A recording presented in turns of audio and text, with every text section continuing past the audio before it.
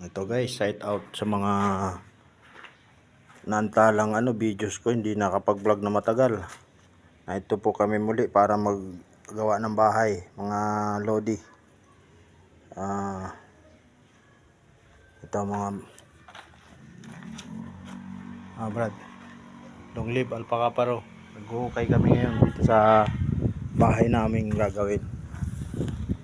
Magbabakod kami ng bahay.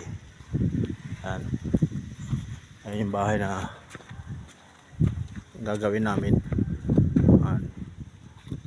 Subdivision ito guys, mahaba ito hanggang doon ang bahay.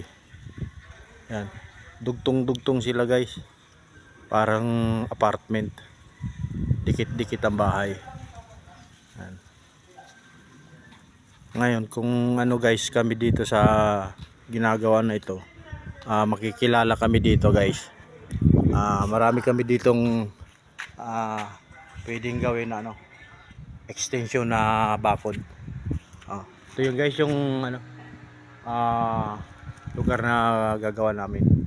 Tapos dito sa kabila ang kalsada, gayon din, isang haba rin na bahay. Yan, parang train. Yan, haba. Yan, ito yung kalsada.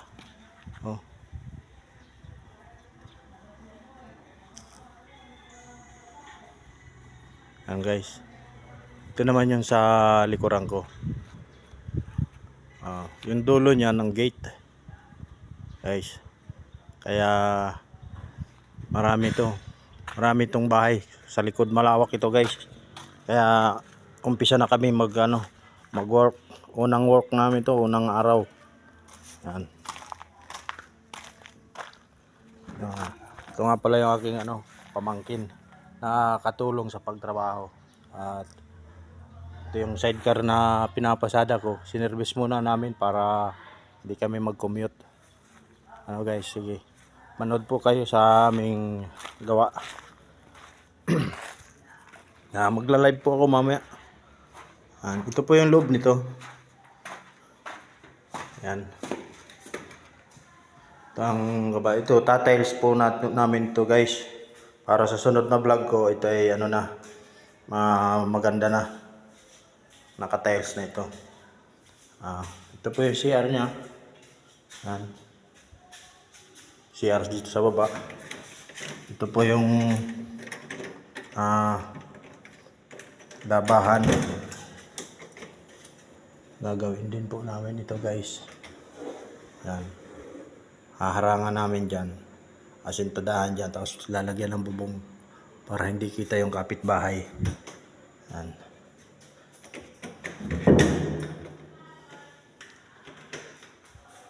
Ito yung taas.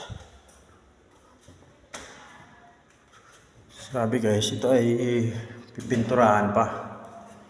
Yan, details din namin itong taas. Yan, ito ang kisame. Yan, ito yung CR sa taas. Yan, itatiles din po namin yan guys.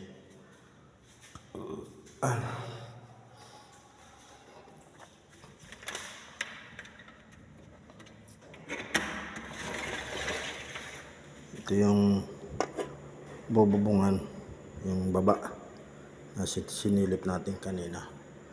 Ito yung kapitbahay.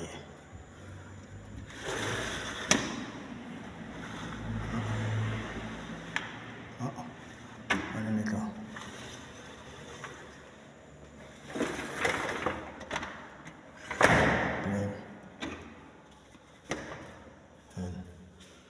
Yan po guys, sunod na pag video ko ay ito ay maganda na ito. Pipinturahan po namin yan uli. Mga dingding na yan, ang last na pintura na may kulay. Naka white lang siya, pero kukulayan to na may kulay. Yung guys, maraming salamat po guys sa munting pag vlog ko na madadagdagan uli yung aking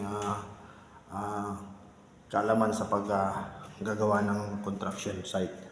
Maraming salamat Brad and Sis sa aking mga taga-support. Maraming salamat po. Abangan po ninyo yung aking munting vlog mga Brad. Long live Alpha Kaparo.